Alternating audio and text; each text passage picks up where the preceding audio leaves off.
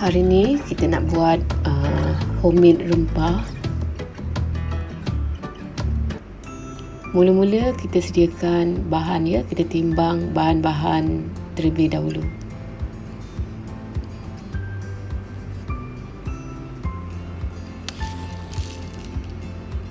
Kita perlukan 160 gram ketumbar, 80 gram lada hitam, 80 gram jintan manis dan 80 gram jintan putih.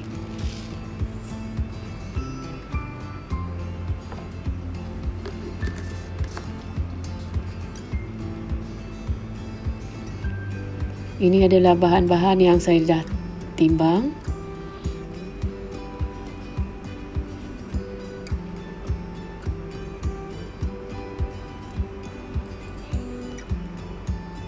Okey, kita satukan bahan-bahan tadi.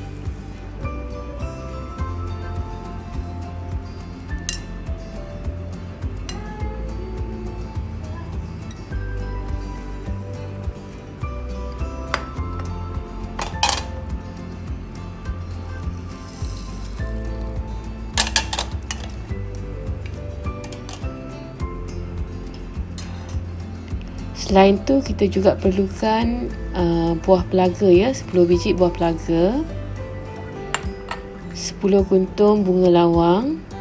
Yang ni saya dah pecah-pecahkan. Ini kayu manis 20 gram dan 10 helai daun bay.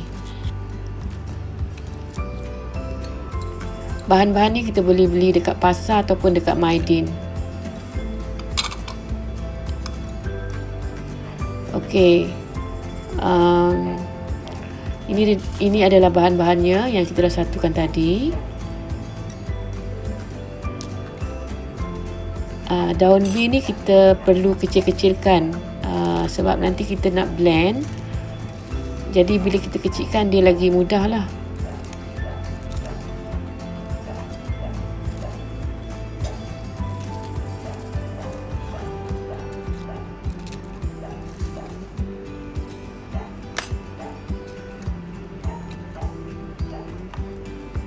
Dan kulit kayu manis ni kita kecilkan dia terlebih dahulu. Kita ketuk bagi dia hancur.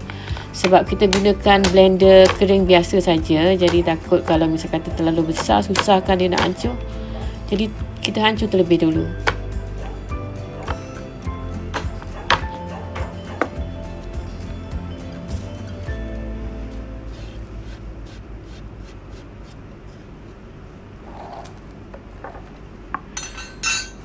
Kemudian kita sangai. Sangai ni goreng tanpa minyak. Tak perlu lama. Sekadar kita nampak rempah tu dia berasap. Lebih kurang dalam 3 minit pun dah mencukupi. Kalau kita sangai terlalu lama nanti rempah-rempah tu jadi hangit.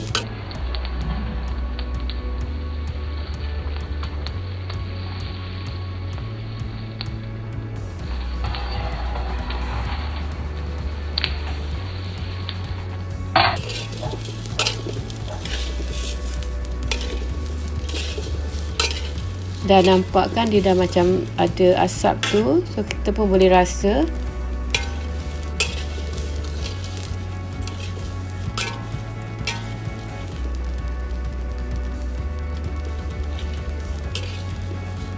Okey, kita tutup api.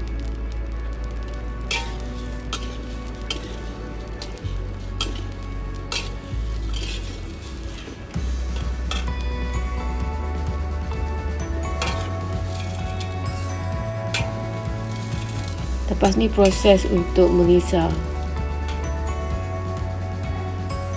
Kalau kita buat sikit, kita guna je blender kering yang biasa ada dekat rumah tu. Tapi kalau banyak, kita kena hantar kedai lah.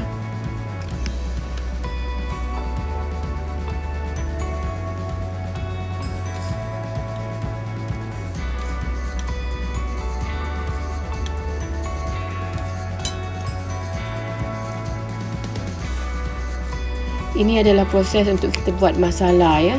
Masala ni ibu rempah. Okey, kita blend sampai dia hancur.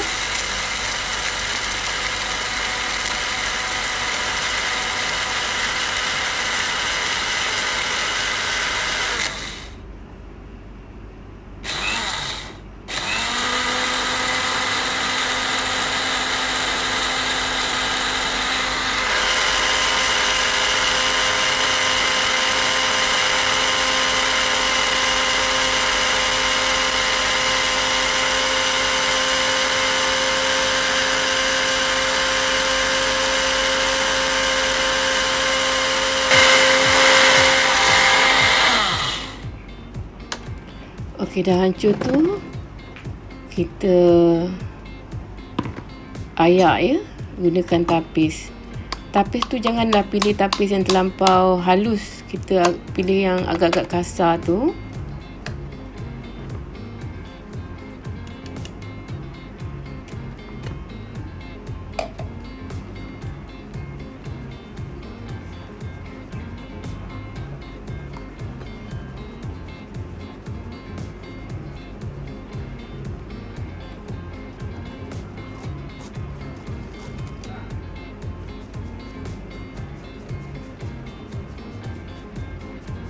Mana-mana yang tertinggal tu kita blend sekali lagi.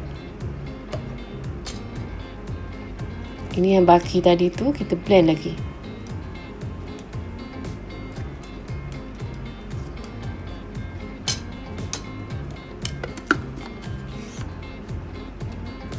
Kita perlu blend sampai 2 atau 3 kali untuk pastikan semua rempah tu hancur.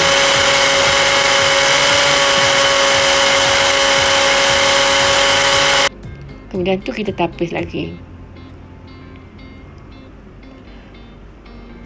Tapi mana-mana yang rasa tak boleh hancur macam ni, ini dah tak boleh hancur lagi dah. Jadi kita letak tepi.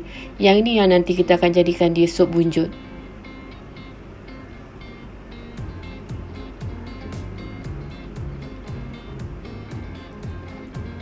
Okey, ini adalah rempah yang kita dah tapis, yang kita nak jadikan dia rempah kari. Ini adalah rempah masala ya. Okey, hari ni kita nak buat rempah kari.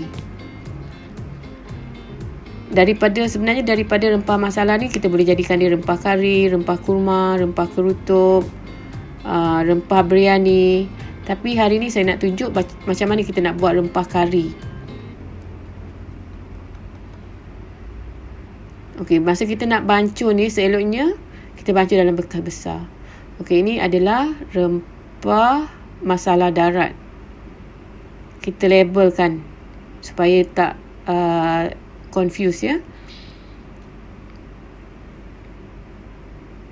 Okey, ni sekarang kita nak pergi kepada proses untuk menjadikan rempah kari. So, sukatan hari ni saya gunakan sukatan cawan.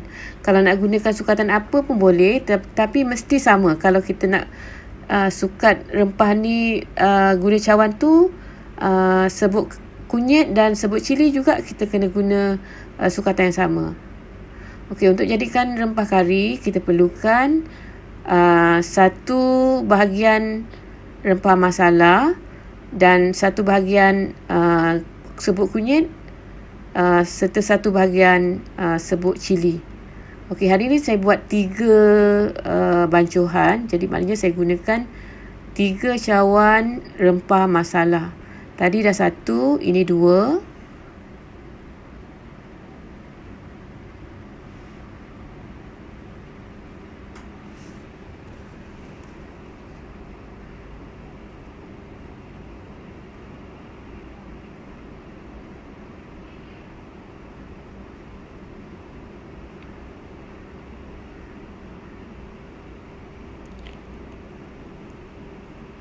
Okey, ini 3. Yang baki tu kita simpan.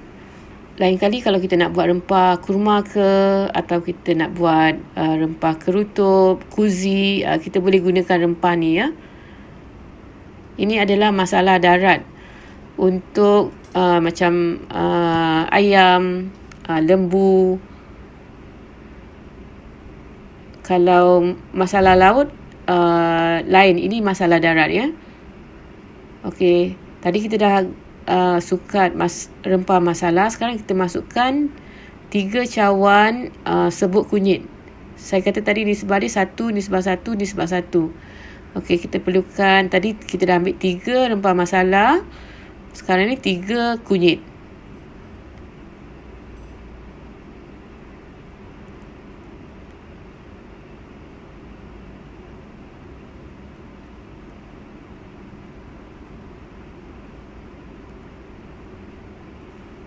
Satu, 2.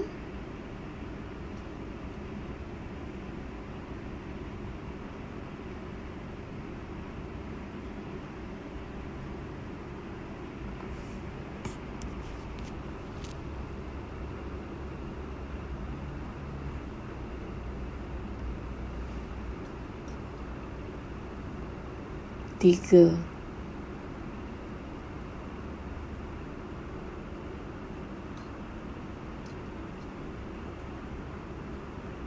Dan sekarang kita sukat 3 cawan cili. Dalam mangkuk ni 2, ni 1 cawan campur 2, 3 ya. Yang ni saya dah sukat tadi. So 2 campur 1, 3. So 3 masala, 3 kunyit dan 3 serbuk cili. Kemudian kita gaul sebati.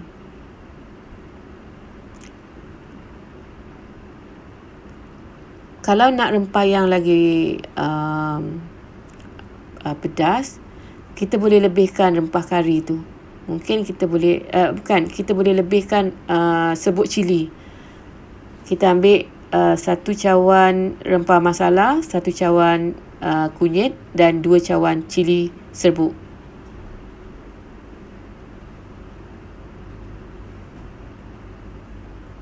Okey, ini dah rempah kari kita.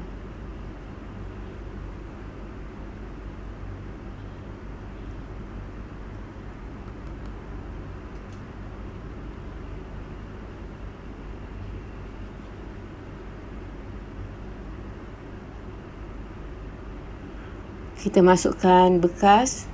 Pastikan bekas tu kita dah label rempah kari ya.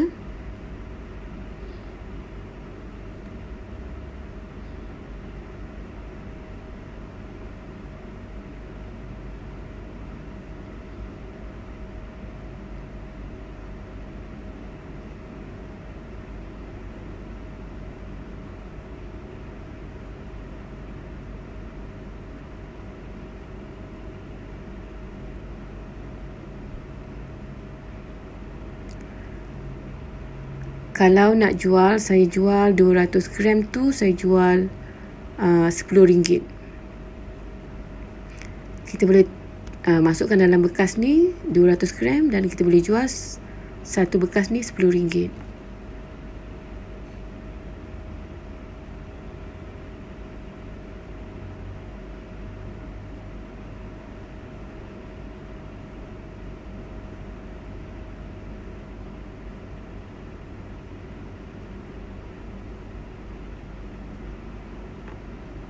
Okey, tadi saya dah buat, saya juga buat rempah kurma. Yang tadi tu rempah kurma. Okay, sekarang baki rempah yang tak hancur tadi tu, kita jadikan dia sup bunjut. Kita guna kain muslin ataupun kain kasa.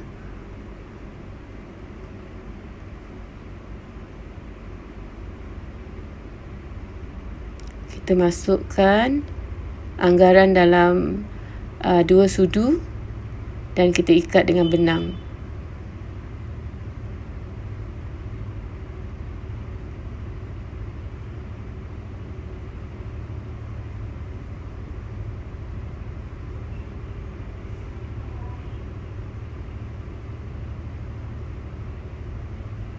Okey, inilah dia sup bunjut kita. Lepas ni tak payah kita nak beli dekat pasar raya lagi.